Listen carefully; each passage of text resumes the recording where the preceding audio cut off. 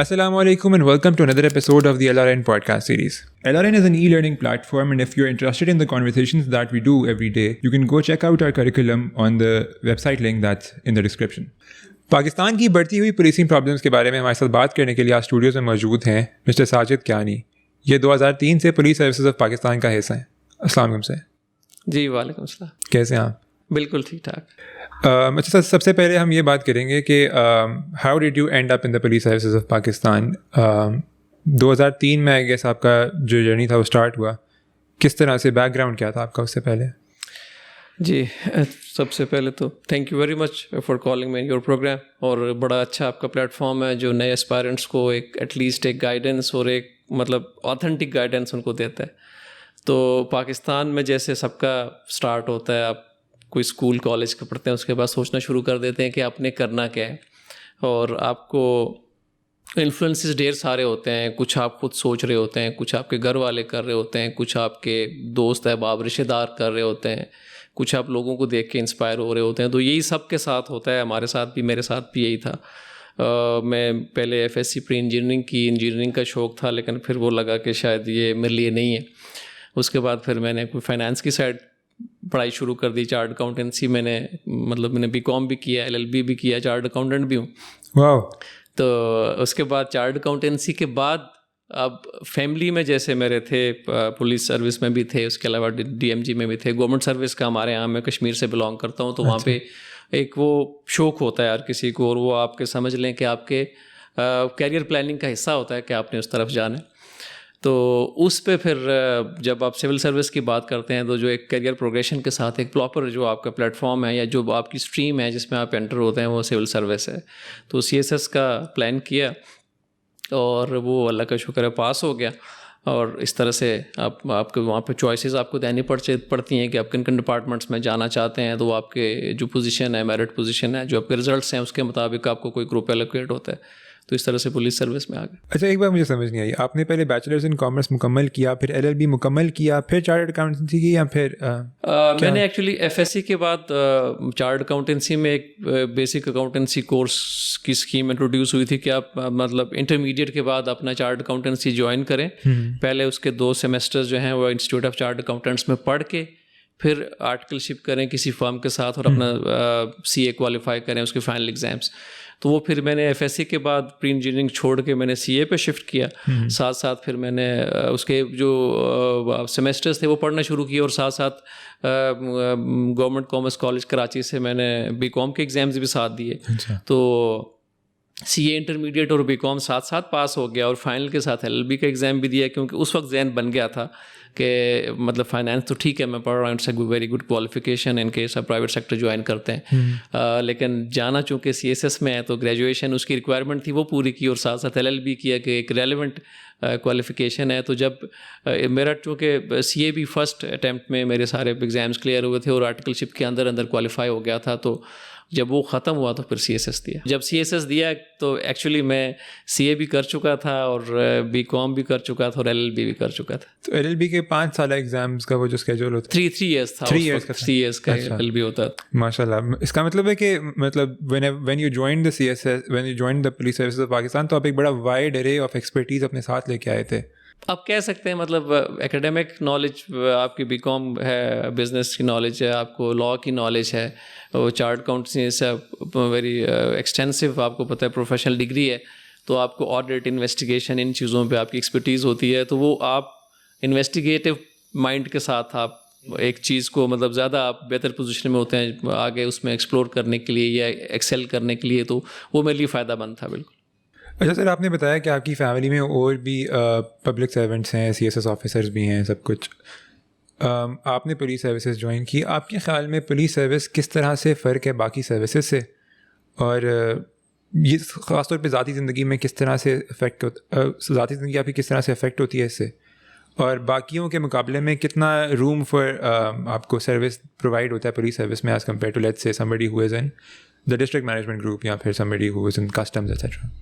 देखिए, हर सर्विस में कोई यूनिक बात होती है, दूसरे से डिफरेंट होती है। आपका काम, आपका नेचर ऑफ वर्क, आपका स्कोप डिफरेंट होता है। Policing is altogether a different thing, ये it's a way of life, ये कोई नौकरी नहीं है। आप पुलिस वाला, जब आपको हमें घर वाले भी नाराज़ हो रहे होते हैं कि आप तो घर में भी पुलिस वाले हो जाते हैं, तो ये आपके दिमाग पे सवार हो जाता है। आप 24 घंटे वही काम कर रहे होते हैं, सोच रहे होते हैं, पुलिसिंग आपके जहन में होती है। तो ये दूसरों से डिफरेंट है, एप्टीट्यूड चाहिए होता है यहाँ पे आपको इसमें, मतलब आप 9 to 5 जॉब नहीं है ये। और इसके अलावा इसके डिमांड्स ऑल टुगेदर डिफरेंट हैं, आपकी काम के दौरान भी, आपकी ट्रेनिंग्स भी, आपकी हर जो इसका एस्पेक्ट है दूसरे डिपार्टमेंट से डिफरेंट है। लेकिन आप मतलब ये नहीं इसका मतलब कि दूसरों से कोई बहुत डिफरेंट इन द सेंस ऐसे है कि कोई सुपीरियर नहीं है। सब काम अपना अपना, हर डिपार्टमेंट का अपना काम है। District administration on the other hand जो है वो बड़ा एक एक्सटेंसिव आपको डेवलपमेंट है, पॉलिसी मेकिंग है, पॉलिसी फॉर्मुलेशन है, इम्प्लीमेंटेशन है। आप पब्लिक सर्विस में ढेर सारे एरियाज़ में काम करते हैं, तो है हर डिपार्टमेंट का अपना एक काम डिफरेंट है।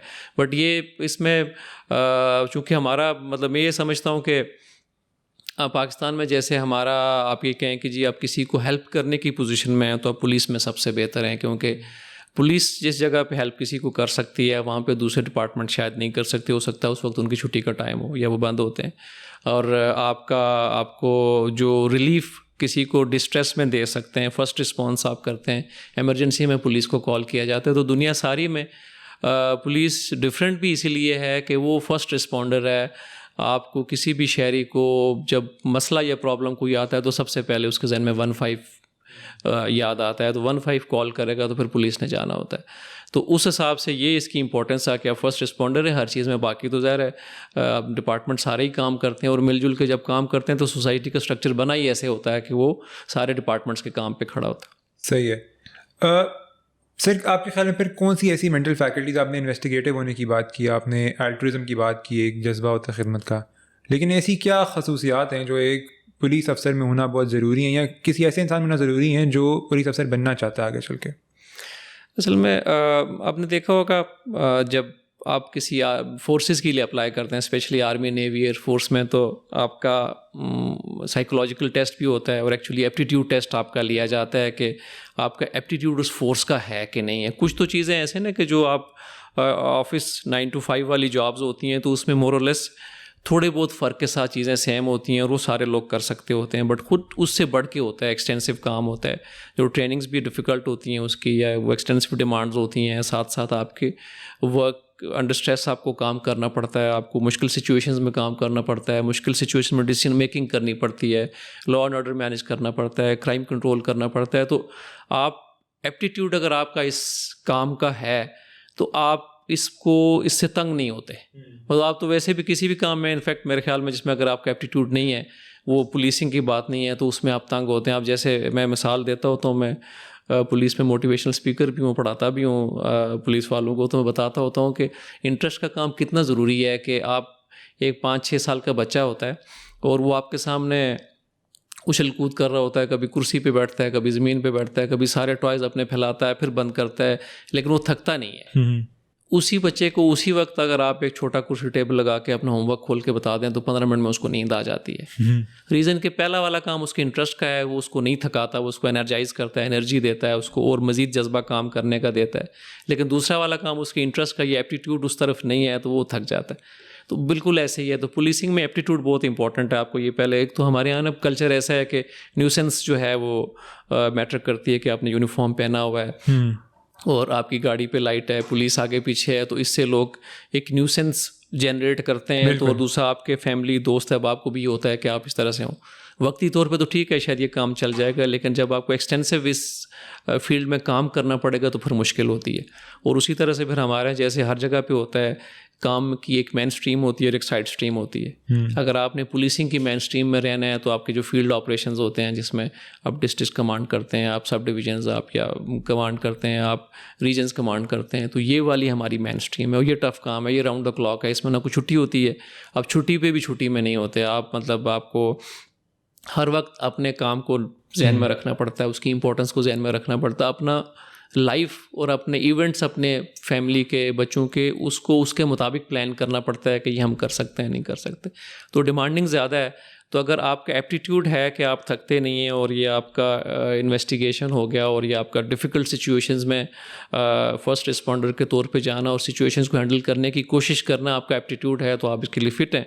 और जो इसका डिमांडिंग आप समझ लें जो रिक्वायरमेंट्स हैं इसकी, अगर आप उनको पूरा करने के लिए समझते हैं कि आप कर सकेंगे तो आप तो ठीक है। अदरवाइज़ ये नहीं है कि मतलब ये आप आ गए तो फिर आप ऐसी जगह पे एंटर हो गए कि आपके लिए कुछ नहीं, क्योंकि हर ऑर्गेनाइजेशन की एक मेन स्ट्रीम होती है और एक उसका सपोर्ट सिस्टम होता है। हमारे भी ये डिस्ट्रिक्ट डिवीजन रीजन्स मैंने आपको बताया, ये तो मेन हमारी पोस्टिंग्स होती हैं, बट उसके पीछे हेडक्वार्टर्स होते हैं, लॉजिस्टिक्स होते हैं, उसकी पुलिस हेडक्वार्टर्स, पुलिस लाइन्स होती है, मतलब डिफरेंट ढेर सारी ऐसी पोजीशंस होती हैं कि अगर आप यूनिफॉर्म में तो रहना चाहते हैं लेकिन इतना डिमांडिंग काम नहीं करना चाहते हैं तो उसके लिए आपके वहाँ पे भी ऑप्शंस होते हैं। अच्छा सर, अभी आपने बात की मेन स्ट्रीम की और साइड स्ट्रीम की। अभी माशाल्लाह आपका अपना एक्सपीरियंस है, you have been in the interior ministry as well as the intelligence bureau, and side by side आपने पुलिस में भी सर्व किया है जो मेन स्ट्रीम उसकी है as SP, DIG, operations etcetera.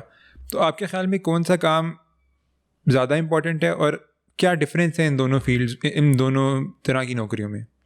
Actually देखें, आप अगर पुलिस ऑर्गेनाइजेशन के जो हेड होते हैं या गवर्नमेंट होती है तो उनके लिए तो फील्ड इंपॉर्टेंट होता है, क्योंकि वहाँ से पब्लिक सर्विस भी वहीं से हो रही होती है और साथ साथ कोई इशू अगर क्रिएट होता है तो वहीं से होता है।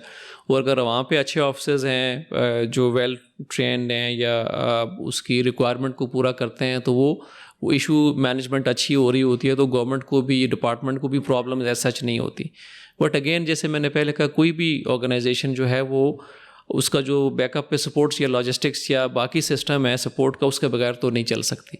आगे इंपॉर्टेंट ज़रूर है लेकिन मेरे हिसाब से दूसरा भी उतना इंपॉर्टेंट है, जो साइड स्ट्रीम होती है वो भी उतनी इंपॉर्टेंट होती है कि मेन स्ट्रीम को सपोर्ट कर रही होती है। तो मेन स्ट्रीम की जो लॉजिस्टिक्स की, रिसोर्सेज की, ह्यूमन रिसोर्स डेवलपमेंट की, ट्रेनिंग की जो रिक्वायरमेंट्स होती हैं, अगर वो साइड या सपोर्ट डिपार्टमेंट्स पूरे ना कर रहे हो आपका यूनिट्स, तो आपका मेन स्ट्रीम भी कमज़ोर पड़ जाता है। तो ये सिनर्जी तभी क्रिएट होती है कि जब मेन और जो आपके सपोर्ट डिपार्टमेंट्स हैं वो मिल के काम करते हैं। सही। अच्छा सर, आपका माशाल्लाह बड़ा extensive experience in the police services of Pakistan. I think it's around 19 years right now.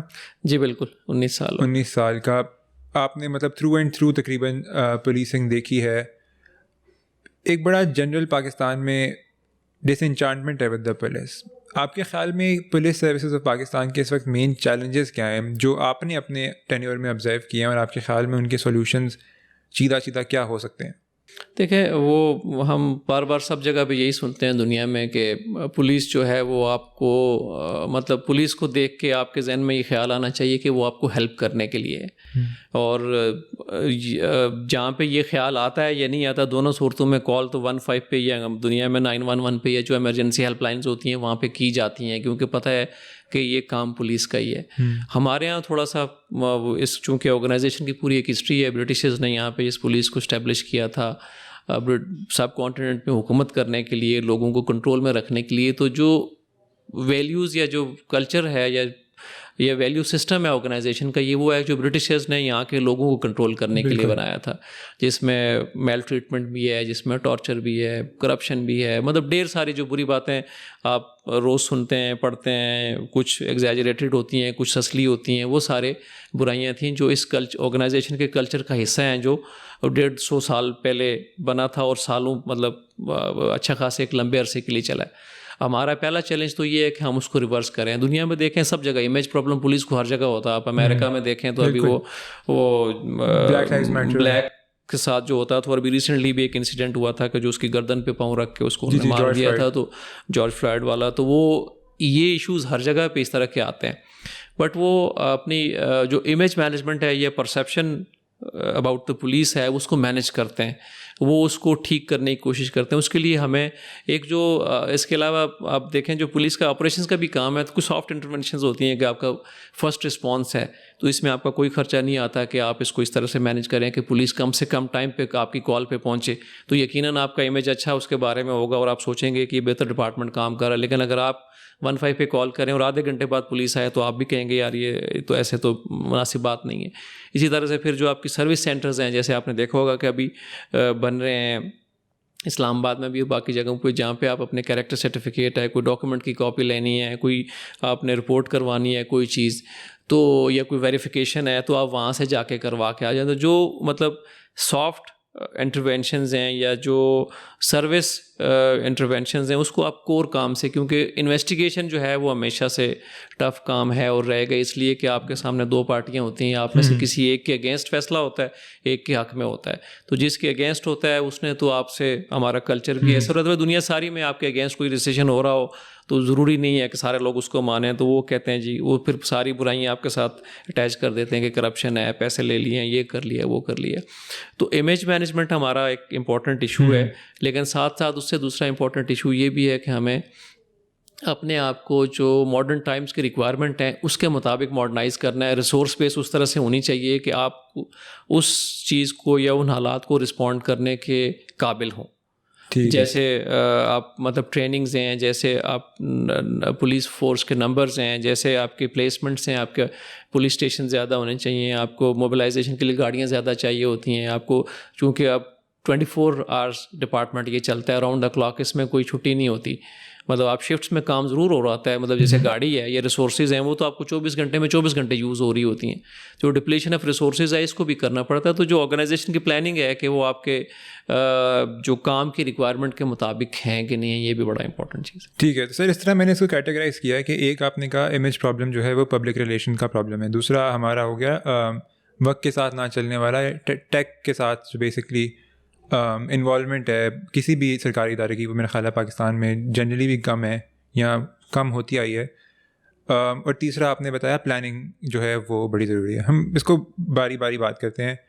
Public relation में या फिर कम्युनिटी के साथ जो ताल्लुकात है, इमेज जो है उसमें क्या रुकावट है इस वक्त जो हल नहीं हो पा रहा है? क्योंकि एक बड़ा तवील अरसा गुजर गया, मैं जब से छोटा हूँ मैं यही देख रहा हूँ कि अगर कोई बंदा पुलिस को देखता है तो वो कहता है कि भाई पुलिस के मगर ना ही लगे, हम मतलब पुलिस से नहीं बात करनी। तो ये इसके क्या इसमें वो पोलैरिटी क्या है जो अभी तक एड्रेस नहीं हो पा रही? एक्चुअली जैसे मैंने पहले बताया कि ऑर्गेनाइजेशन एक उसका मॉडल ठीक नहीं है ना, एक गलत मॉडल पे बनी है कि यहाँ के लोगों को सप्रेस करके, यहाँ पे लोगों को अंडर प्रेशर ला के तो उनको इस डिपार्टमेंट को इस्तेमाल होना था। वो उसकी 100 ईयर्स की ये वैल्यूज़ हैं जिस पे इसने किया है। और उसके बाद साथ साथ दूसरी बात ये है कि हमने फंक्शंस को, जैसे मैंने बताया कि जो फंक्शंस या जो आपके काम आसानी से आपके इमेज को बेहतर कर सकते हैं उसको, और जो आपके डिफ़िकल्ट सिचुएशंस हैं उसको आपने इकट्ठे ही रखा, उसको हमने अलग नहीं किया। मतलब जैसे मैंने कहा कि इन्वेस्टिगेशन है और ये अरेस्ट हैं, ये जो हैं ये रिस्ट्रिक्शंस हैं किसी के, या दो पार्टियों में से एक के अगेंस्ट फैसला होता है, तो इसको ऑल टुगेदर डिफरेंट करके बाकी सारे काम के जिसमें आप किसी एक को हेल्प कर रहे हैं, चाहे वो ट्रैफिक में है, चाहे कि लाइसेंसिंग है, चाहे 155 है, इसको ऑल टुगेदर सेपरेट करके, तो इसमें अगर आप इम्प्रूवमेंट करेंगे तो आप कर सकते हैं। वो हो भी रही है, मतलब आप हम ये बिल्कुल, मैं 19 साल चूँकि हो गए हैं तो मैंने देखा है, खुद भी देखता हूँ, लोगों से भी सुनते हैं, पब्लिक में भी जाते हैं, बात भी करते हैं, तो जो 19 साल पहले सिचुएशन थी अभी वो नहीं है, जो 10 साल पहले थी अभी वो नहीं है। इम्प्रूवमेंट तो चीज़ों में आ रही है बट वो स्लो है। स्लो इसलिए है कि हम आप मतलब इस पे जो आप समझ लें कि एक इंटीग्रेटेड एफर्ट हो कि सारी चीज़ें, जैसे मैं कह रहा हूँ, प्लान करके चीज़ों को चला जाए, वो नहीं है। और साथ साथ जो दूसरी बात एक और भी होती है कि ऑर्गेनाइजेशन अपग्रेड होने में थोड़ा सा टाइम लगता है। जो लोग पिछले सिस्टम पे इंडक्ट होकर ट्रेन हुए होते हैं उनकी वैल्यूज़ डिफरेंट होती हैं, आहिस्ता आहिस्ता वो लोग रिटायर होकर नए लोग आ रहे होते हैं, वो डिफरेंट होता है। और इस सारी चीज़ को जो प्लानिंग के साथ मिला के जब आप करेंगे, मतलब हम इसको देखें, प्रायोरिटी तो अपनी बनाए ना। बिल्कुल। आप कोई इशू होता है, कोई प्रॉब्लम होता है तो हम उसको रिस्पॉन्ड करते हैं, जो एक मतलब मेथड है, रिएक्टिव है। प्रोएक्टिवली हम चीज़ों को सोचें कि हमारे मसले क्या हैं, हम उनको हल करने की कोशिश करें। कम्युनिटी पुलिसिंग अब जो है ये दुनिया सारी में एक बड़ा वाइटल कंपोनेंट है पुलिसिंग का। जो डेवलप्ड कंट्रीज़ हैं, जो मॉडर्न कंट्रीज़ हैं, जो तरक्की याफ्ता ममालिक हैं, उनका इस पर बड़ा फोकस है। वो अपनी पुलिसिंग को इन्हीं लाइन्स के ऊपर ऑर्गेनाइज़ करते हैं उनका, क्योंकि वो बिल्कुल जो समझ लें कि जो एक्चुअल जो गाइडलाइंस हैं सर्विस डिपार्टमेंट की, जो मेथड है उसके ऊपर काम करते हैं कि कस्टमर आपका पब्लिक है, कस्टमर सेटिस्फेक्शन के लिए आपने काम करना है तो आपको पब्लिक में जाना चाहिए। पुलिसिंग के हवाले से जो डिमांड रिक्वायरमेंट्स हैं किसी एरिया की, वो उनसे पूछ के या उनकी रिक्वायरमेंट के मुताबिक अपने चीज़ों को प्लान करना चाहिए। और साथ साथ जो दुनिया में जो ओवरसाइट है पुलिस के ऊपर, ये चेक है या बैलेंस है, वो पुलिस से बाहर का होता है। जैसे कंप्लेंट्स अथॉरिटीज़ होती हैं, जैसे कम्युनिटी ओवरसाइट होती है, कोई इसका कोई मैकेनिज़्म होता है, तो हमारे यहाँ वो अभी नहीं है। और उसके बाद चूँकि हमारा काम ऐसा है कि आप का एक्सपोजर बहुत ज़्यादा आपके पास पावर होती है पुलिस के पास, और आपको उसके ऊपर चेक उस तरह से प्रॉपर नहीं होता, तो वहाँ पे पुलिस का जो पावर है वो अब्यूज़ भी होती है। ठीक है। अब अब्यूज़ दुनिया सारी में होती है, ये नहीं कि यहाँ पे ये होती है, बाकी दुनिया के किसी वहाँ पे भी होती है, बट उसके ऊपर चेक आपको ठीक लगाना पड़ता है। हम लोगों को सज़ा देकर डिसमिस करते हैं, वो कभी किसी एक चैनल से, कभी दूसरे से, कभी किसी जगह से, कभी किसी कोर्ट से वो रिलीफ लेके वापस आ जाते हैं। तो जब तक एक वो जो मतलब उस वीडिंग आउट वाला एक असली वाला कॉन्सेप्ट नहीं चलेगा या असली वाला मेथड नहीं चलेगा, तो जो लोग काम करने वाले होते हैं पीछे, उनको भी उसमें डर पैदा नहीं होता कि हमें गलत काम करूँगा तो सज़ा मिलेगी, और साथ साथ सही काम को अप्रिसिएशन मिलेगी, तो चीज़ इसी तरह से चलती हैं सारे। परफेक्ट। अच्छा सर, बड़ी इंटरेस्टिंग आपने 2-3 बातें की हैं। एक तो आपने बात की उसके बारे में कि जो जनरेशन गैप है, I think that's a very important thing to acknowledge कि जो नई जनरेशन आएगी जो इस फ्रेमवर्क के अंदर नहीं बढ़ी हुई या जिसने डिफरेंट मॉडल ऑफ पुलिसिंग देखा है, वो उस तरह जो है एक डिफरेंट इंस्टीट्यूशनल फ्रेमवर्क हमारे सामने आएगा, एक डिफरेंट इमेज ऑफ पुलिस हमारे सामने बनता जाएगा, and let's hope that happens. लेकिन उसके साथ साथ इन द सेम ब्रेथ बहुत दफ़ा ये चीज़ एड्रेस की जाती है, और बहुत लोगों का ये मानना है कि और आपने भी ये एक्नॉलेज की बात कि एक हिस्टोरिकली जो इदारे का एक फ्रेमवर्क है उसके अंदर मसला है, क्योंकि वो बना ही ऑपरेस करने के लिए था, 1861 से चला आ रहा है। आपके ख्याल में उसमें, क्योंकि हम हर बारी पॉलिटिकल कैंपेन्स में भी ये बात सुनते हैं, पुलिस रिफॉर्म्स का एक बड़ा बज़ वर्ड हम सुनने में आता है कि यार जो नई हुकूमत आएगी पुलिस रिफॉर्म्स लेके आएगी, कभी आज तक उस रिफॉर्म का फ्रेमवर्क देखने में नहीं आया। आपके ख्याल में क्या रिफॉर्म्स हैं अपार्ट फ्रॉम, आपने मेंशन भी किया अकाउंटेबिलिटी और टेक इनेबलिंग वगैरह, ये किस तरह से इंटीग्रेट होंगे सिस्टम में, तो इसको रिफॉर्म किया जा सकता है पूरे इदारे को? रिफॉर्म बड़ा एक मतलब बज़वर्ड है, वो हमेशा से 47 से आज से नहीं है, क्योंकि ये वो है कि जिसमें पॉलिटिकल गवर्नमेंट्स या इवन फॉर दैट मैटर जो डिपार्टमेंट्स होते हैं, वो इसको ये वो चीज़ है जो सेलेबल प्रोडक्ट है ना, इस पे आप बात करते हैं तो लोग आपकी बात सुनते हैं कि यानी कि आप कुछ करने जा रहे हैं, और जब आपकी बात सुनते हैं तो फिर आपको टेंशन मिलती है, और आप इससे अपना जो आपने भी कोई उसमें माइलेज लेनी होती है, पॉलिटिकल है या आपकी इमेज है, वो उसको लेके चलते हैं। बट सबसे पहले जो है ना वो उसका रिफॉर्म की डायरेक्शन का ठीक होना बड़ा ज़रूरी है। मतलब कोई 47 से लेके आज तक कोई मेरे ख्याल में 23-24 पुलिस रिफॉर्म कमीशंस बने, बट आप जिस तरह से आपका एक कॉमन मैन के तौर पे है, मैं पुलिस डिपार्टमेंट में 19 साल गुजार के मुझे भी लगता है कि रिफॉर्म्स की डायरेक्शन शायद ठीक नहीं है, क्योंकि दुनिया में जो सर्विस सेक्टर होता है या सर्विस ऑर्गेनाइजेशन होती है, उसकी रिफॉर्म का एक ही बेसिक गाइडिंग प्रिंसिपल है कि आपने बेसिक जो सर्विस डिलीवरी सेंटर होता है उसको इम्प्रूव करना होता है। बिल्कुल। अब पुलिस में बेसिक सर्विस डिलीवरी सेंटर जो है वो पुलिस स्टेशन है, लेकिन हम पुलिस स्टेशन के ऊपर इम्प्रूवमेंट नहीं कर रहे। मतलब आपने पुलिस स्टेशन की इम्प्रूवमेंट कैसे हो सकती है कि आप उसका रिसोर्सेज, उसका बिल्डिंग इम्प्रूव करें, रिसोर्सेज इम्प्रूव करें, उसकी जो है वो जिसमें रिसोर्सेज में फोर्स भी है, स्ट्रेंथ भी है, वो इम्प्रूव करें, जितनी उसकी बनती है उसको दें, बट साथ साथ फिर उसके ऊपर काम करना पड़ता है, जो कम्युनिटी की रिक्वायरमेंट है वो उसके मुताबिक काम करे, साथ साथ उसकी ट्रेनिंग्स जो हैं वो मॉडर्न टाइम्स के मुताबिक हों, इंडक्शन जो है उसमें वो आपकी रिक्वायरमेंट के मुताबिक हो, साथ साथ जो इवन जिन लॉज के ऊपर हम काम करते हैं, जिन लॉज को पुलिस ने इम्प्लीमेंट करना होता है, अगर उनमें कोई कमी है तो उनको ठीक करें। तो इस तरह से जो एक पुलिस बेसिक्स, मतलब मैं मिसाल समझाता होता हूँ जब ये रिफॉर्म की हम बात करते हैं कि आप फ़र्ज़ करें कि कोई मोबाइल कंपनी है, तो आप मोबाइल के यूज़र हैं, आप कस्टमर हैं उसके, तो आपके लिए मोबाइल कंपनी का जो कस्टमर सेंटर होता है वो सबसे इम्पोर्टेंट होता है। आपको कोई फ़र्क नहीं पड़ता कि जो उसके चीफ़ एग्जीक्यूटिव के पास 3 जेट हैं या नहीं है, या वो कौन सी बिल्डिंग में बैठता है, किस दफ्तर में बैठता है। आपको इस चीज़ से फ़र्क पड़ता है कि जब आप उसके सर्विस सेंटर में जाएं तो वहाँ पे बैठने की जगह अच्छी हो, वहाँ पे काउंटर्स लगे हों, वहाँ पे वो क्यूमेटिक मशीन्स लगी हों, आपने बटन दबाया, आपका टोकन निकला, जल्दी से आपका नंबर आया, वहाँ पे अच्छे तरीके से इज़्ज़त से बात करने वाला स्टाफ था, उसने फ़ौरन आपका काम किया, आपको विश भी किया और आप खुशी खुशी अपना काम करा के चले गए, तो आपकी परसेप्शन ये बनेगी कि डिपार्टमेंट बहुत अच्छा। अब ये मेथडोलॉजी वही है कि सर्विस ऑर्गेनाइजेशन है, तो सर्विस ऑर्गेनाइजेशन अपने बेसिक सर्विस डिलीवरी सेंटर को इम्प्रूव करने के लिए काम करती है। हमारी बदकिस्मत से रिफॉर्म्स जो हैं वो 22-23 जो कमीशन बने हैं उसमें से शायद एक आध का फोकस था पुलिस स्टेशन के ऊपर, बाकी सारा जनरल रिफॉर्म्स थी कि लॉ बना दें। अब लॉ अगर एक बनाते हैं पुलिस ऑर्डर, और साल 2 साल के अंदर उसमें 150 अमेंडमेंट्स हो जाती हैं, तो उसका मतलब वो लॉ डिफेक्टिव था। वरना इतनी अमेंडमेंट्स की ज़रूरत ना पड़ती है ना। कोई अमेरिकन कॉन्स्टिट्यूशन में कोई 22, 23, 24, 25 ही अमेंडमेंट्स आज तक हुई हैं, इतने 500-600 साल से बना हुआ है शायद।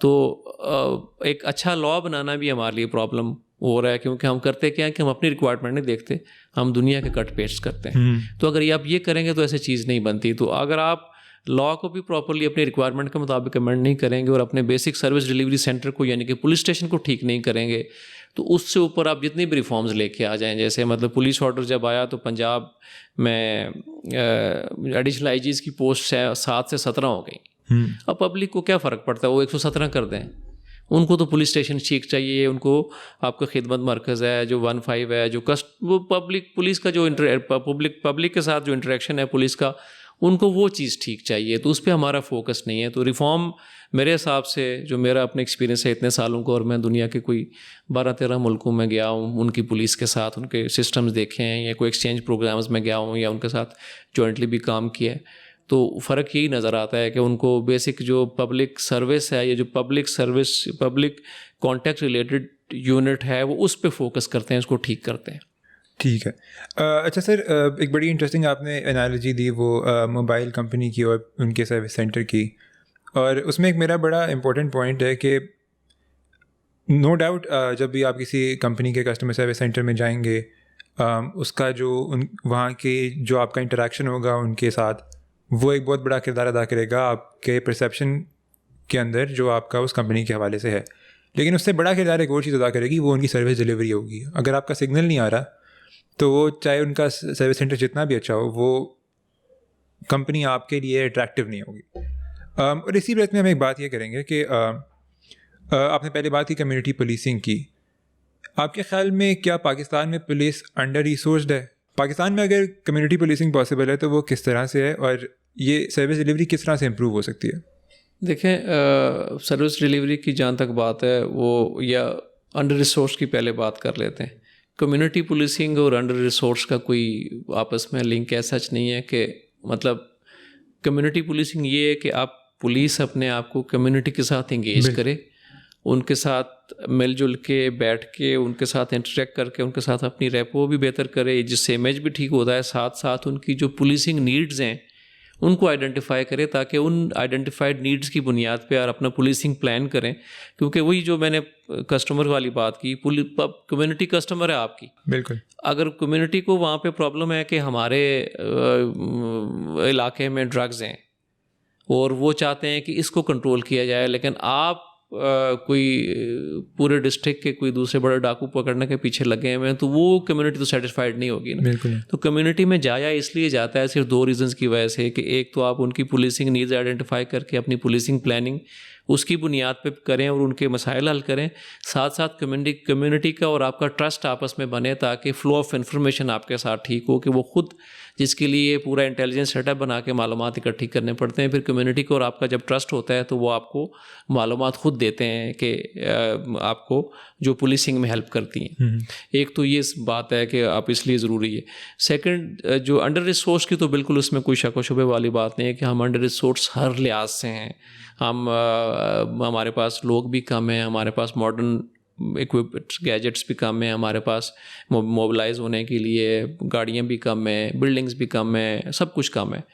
लेकिन उसके बावजूद जितना है उसको तो अच्छे तरीके से इस्तेमाल किया जा सकता है ना। आपको हो सकता है कि अगर आप कम्युनिटी पुलिसिंग और या कम्युनिटी इंगेजमेंट और अंडर रिसोर्स को कंपेयर करके देखें, तो अगर आपके पास 10 लोग हैं तो आप का किसी इलाके में पब्लिक के साथ मिलने का इंस्टेंसेस थोड़े हो सकते हैं, बट आप मिलेंगे तो सही ना ज़रूर। आप उसको प्लान करके उन रिसोर्स को अच्छे तरीके से इस्तेमाल करके वो कर सकते हैं। लेकिन साथ साथ अपने आप को अपग्रेड करना और अपनी रिसोर्सेज को कैलकुलेट करके मॉडर्न पे लाना, ये हमारा काम होता है कि हम इसको बता दें कि ये ज़रूरी है। उसके लिए तभी आपको पता चलेगा जब आप काम करेंगे, उस एरिया में जाके काम करेंगे जहाँ पे आपको रिसोर्सेज की ज़रूरत है।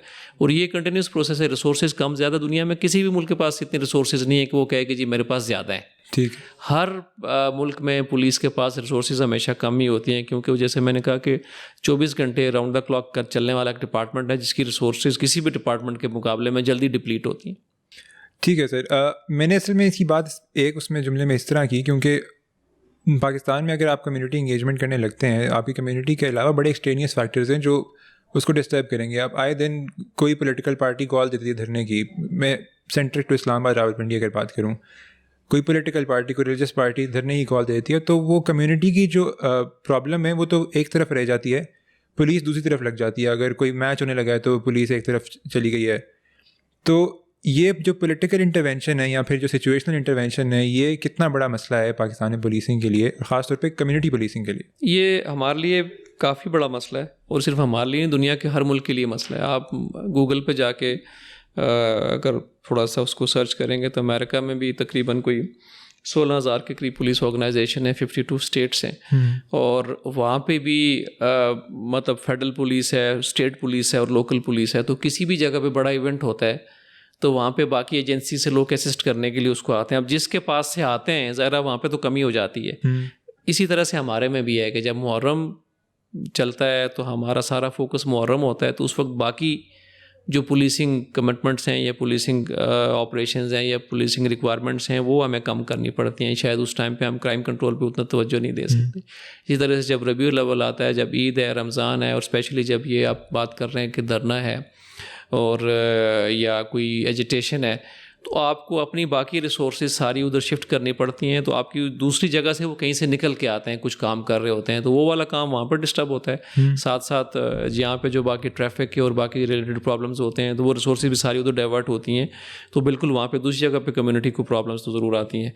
लेकिन जो मॉडर्न पुलिसिंग मैनेजमेंट है, जो हम पढ़ाते भी हैं, कि जब आपके इलाके में मेजर इवेंट होता है कोई, जिस पे आपको रिसोर्सेज अपनी डाइवर्ट करनी पड़ती हैं, लेकिन उसमें भी आपने उसी प्लान में आपको बाकी आपके जुरिस्डिक्शन में, बाकी अपने एरिया में जो एसेंशियल पुलिसिंग सर्विसेज हैं उसके बारे में प्लान करना पड़ता है। उसको प्लान का हिस्सा होना चाहिए। मतलब जब मैं इस्लामाबाद में मैं कोई 10 साल रहा हूँ इस्लामाबाद पुलिस में, और 3 साल के करीब SSP इस्लामाबाद रहा हूँ, one of the longest tenure है। तो ये धरने और बाकी सारी चीज़ों के दौरान हम बाकी शहर के लिए भी प्लान करते थे, साथ में बाकी प्रोग्राम्स भी चल रहे होते थे, तो उनके लिए भी डिप्लॉयमेंट प्लान ज़रूर करते थे कि यहाँ पे हो सकता है वो कम हो जाएगी पहले जितनी न हो, क्योंकि फोकस आपका एक बड़ी एक्टिविटी पे हो जाता है, बट वहाँ पे भी हम प्लान करके वहाँ पे पूरी करते थे। तो ये वही आपको पता है इकोनॉमिक्स बनी इसी बात पे, स्केर्सिटी ऑफ रिसोर्सेज है और डिमांड सप्लाई गैप हमेशा रहना है। तो ये दुनिया सारी में क़यामत तक रहना है, पहले भी था।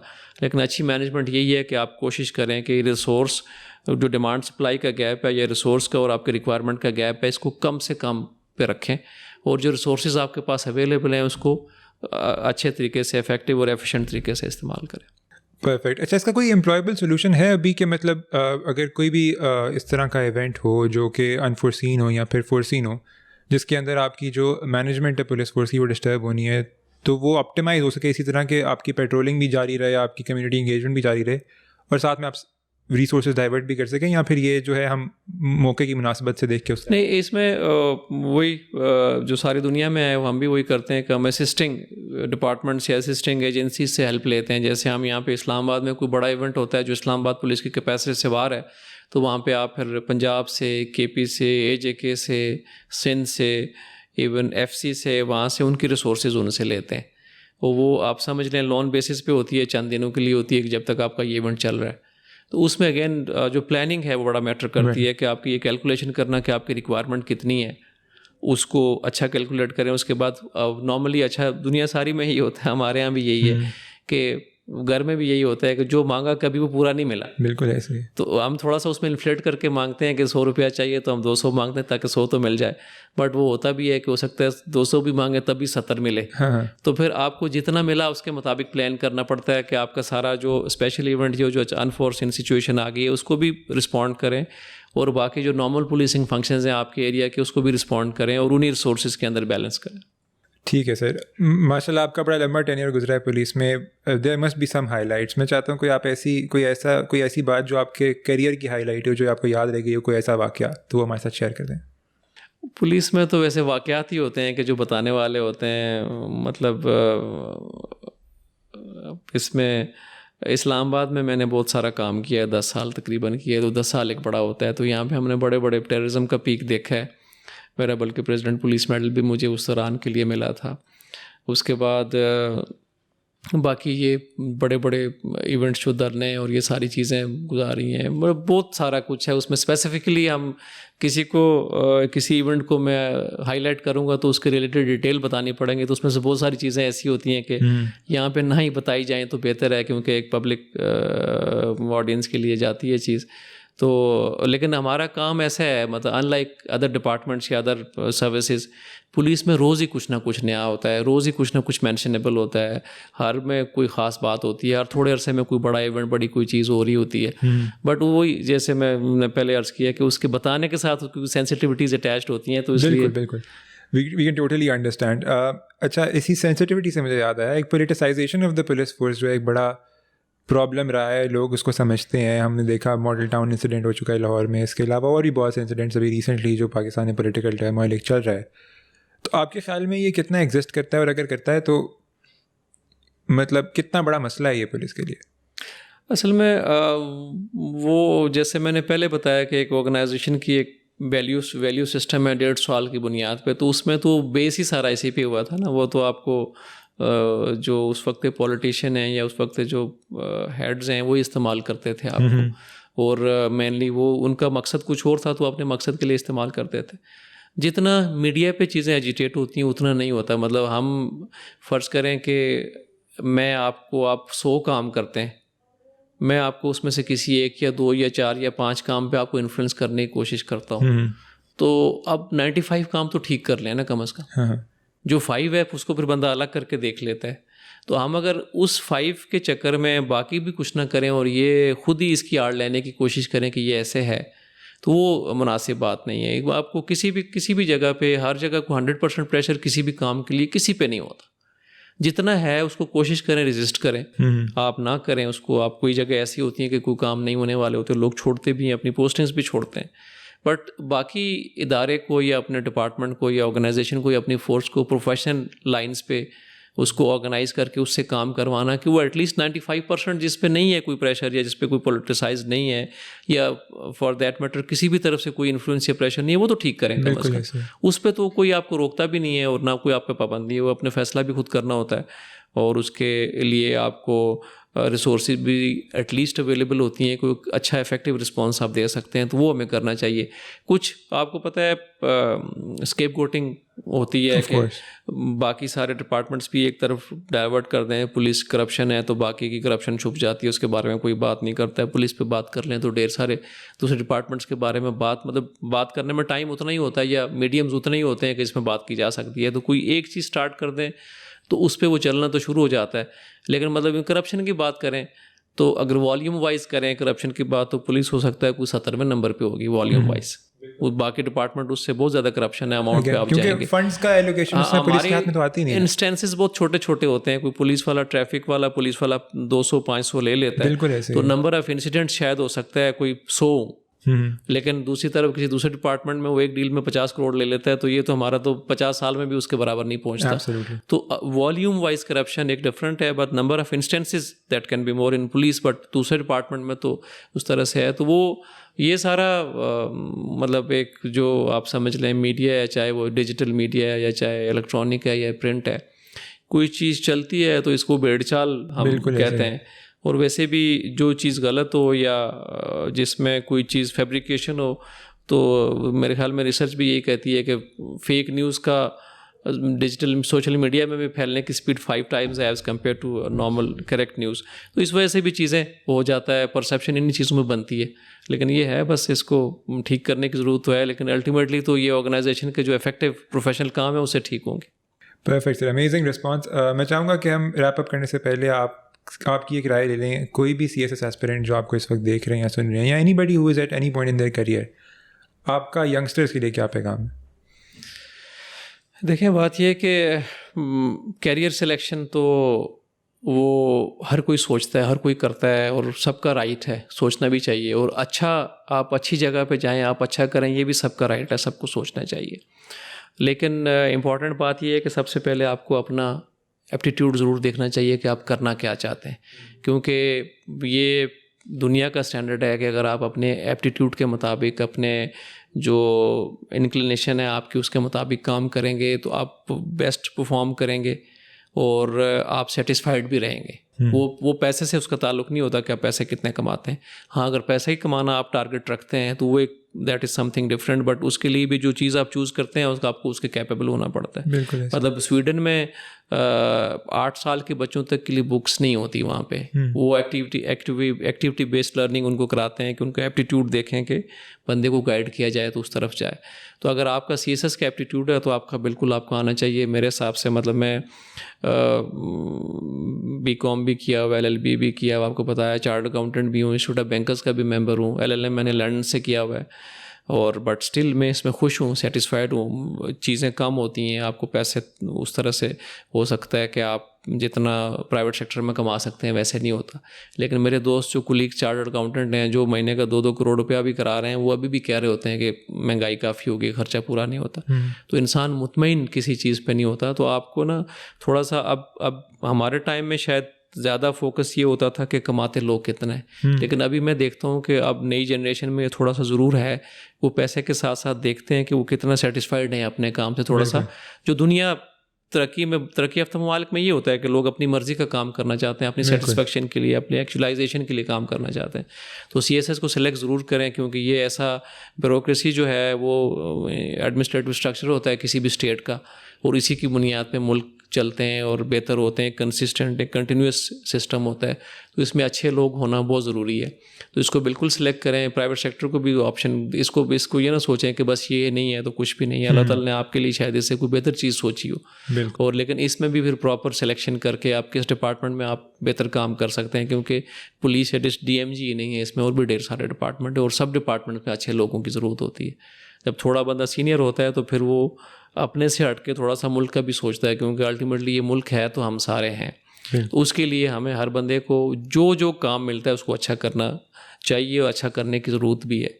तो जो CSS एस्पायरेंट्स हैं उनको बिल्कुल अच्छा, पाकिस्तान में जो गवर्नमेंट जॉब एक आपको पता है, एक वो सिंबल ऑफ प्राइड के तौर पे, या एक आप सिंबल ऑफ एलिवेशन के तौर पे भी देखा जाता है, वो भी बिल्कुल इम्पॉर्टेंट है, लेकिन उसके लिए मेहनत करनी पड़ती है, और वो आप बिल्कुल इसको ज़रूर करें। अच्छी बुरी चीज़ नहीं है। मतलब मैं ढेर सारे ऑप्शंस इसके अलावा भी अवेलेबल थे, अभी भी हैं, बट उसके बावजूद कम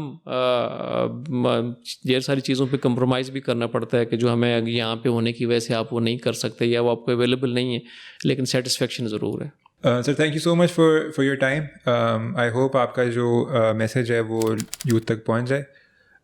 इंशाल्लाह we'll see you in the next podcast. तब तक के लिए अल्लाह हाफ़िज़।